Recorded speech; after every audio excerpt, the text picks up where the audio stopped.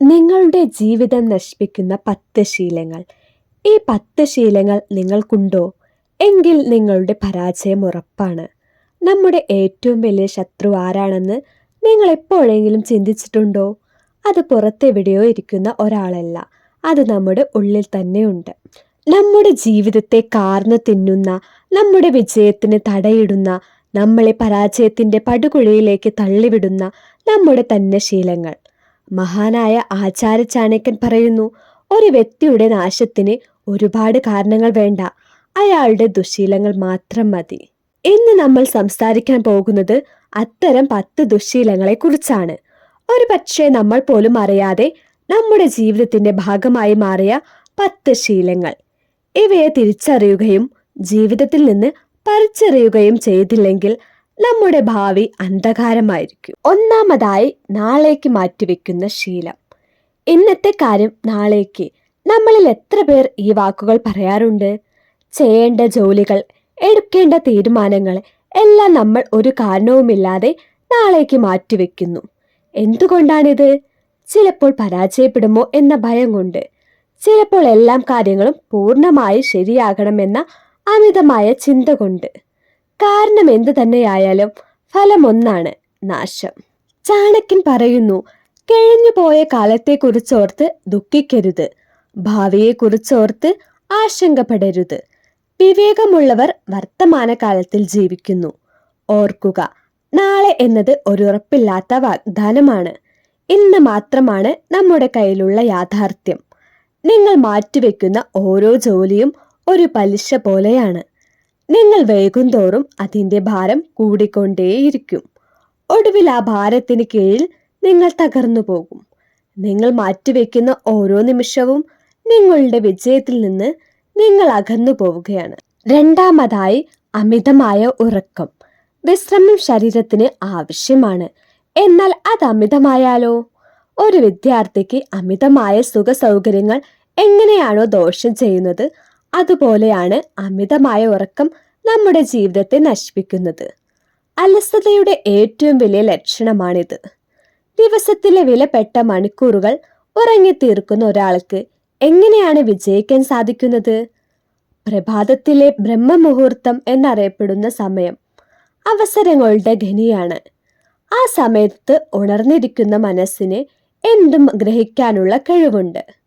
എന്നാൽ ആ വിലപ്പെട്ട സമയം ഉറങ്ങിത്തീർക്കുന്നവൻ തനിക്ക് ലഭിക്കുന്ന ഏറ്റവും വലിയ അവസരത്തെയാണ് നഷ്ടപ്പെടുത്തുന്നത്. സൂര്യൻ ഉദിക്കുന്നതിന് മുമ്പ് ഉണർന്നവനാണ് ലോകം കീഴടക്കുന്നത്, അല്ലാതെ സൂര്യൻ അസ്തമിച്ചതിന് ശേഷം ഉറങ്ങുന്നവനല്ല. മൂന്നാമതായി, മറ്റുള്ളവരെ അന്ധമായി വിശ്വസിക്കുന്നത്.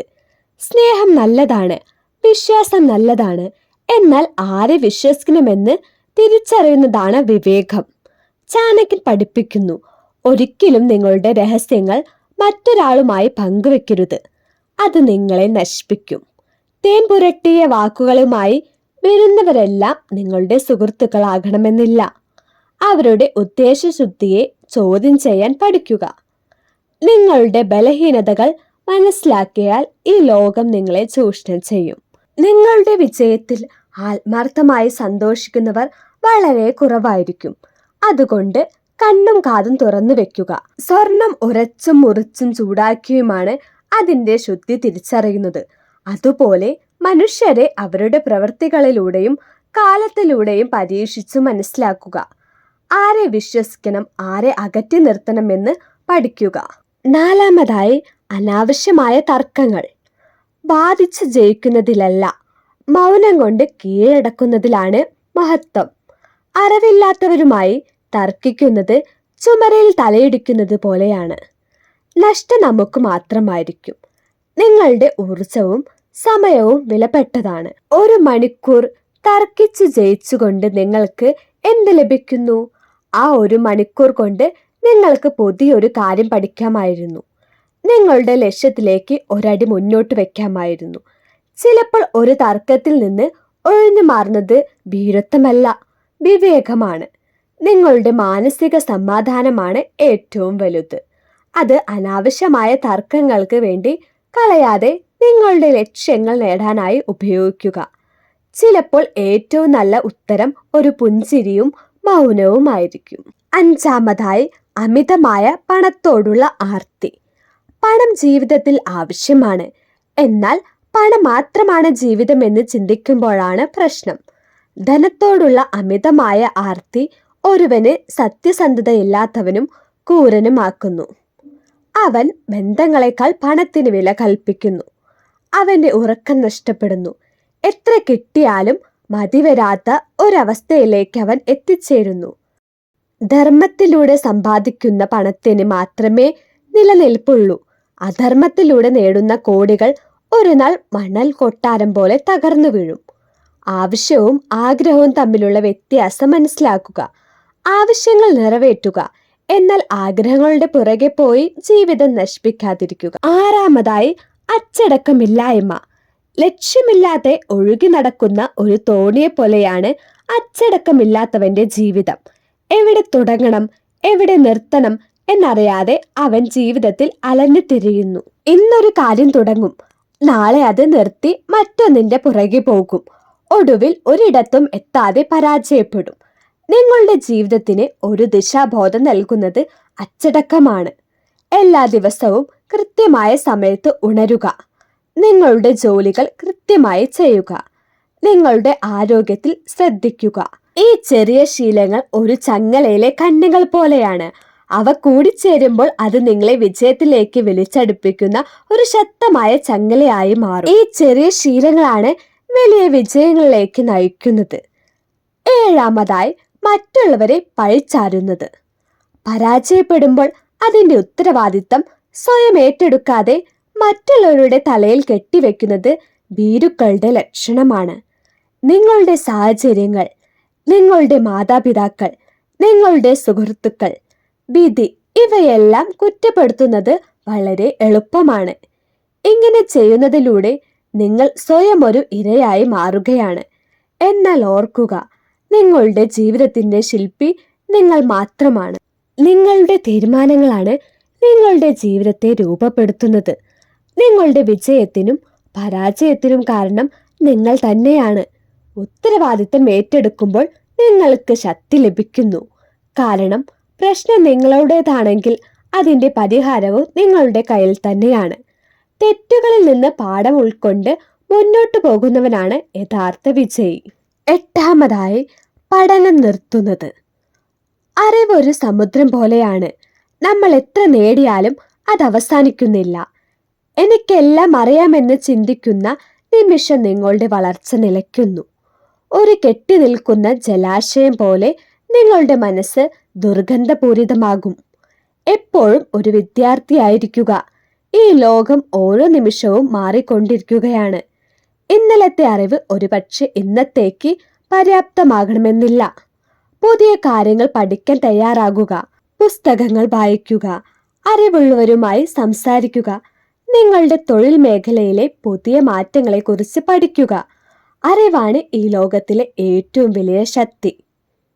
ഒൻപതാമതായി, നെഗറ്റീവ് ചിന്തകൾ. ഒരു പുഴു എങ്ങനെയാണ് ഒരു പൂവിനെ നശിപ്പിക്കുന്നത്, അതുപോലെയാണ് നെഗറ്റീവ് ചിന്തകൾ നമ്മുടെ മനസ്സിനെ നശിപ്പിക്കുന്നത്. എന്നെ കൊണ്ട് സാധിക്കില്ല, ഞാൻ പരാജയപ്പെടും, എൻ്റെ വിധി ഇതാണ് എന്നൊക്കെയുള്ള ചിന്തകൾ നിങ്ങളുടെ കഴിവുകളെ ഇല്ലാതാക്കും. നിങ്ങൾ ചിന്തിക്കുന്നത് എന്താണോ അതായി നിങ്ങൾ മാറും. ഇത് പ്രപഞ്ച നിയമമാണ്. നിങ്ങളുടെ ചിന്തകളാണ് നിങ്ങളുടെ യാഥാർത്ഥ്യം.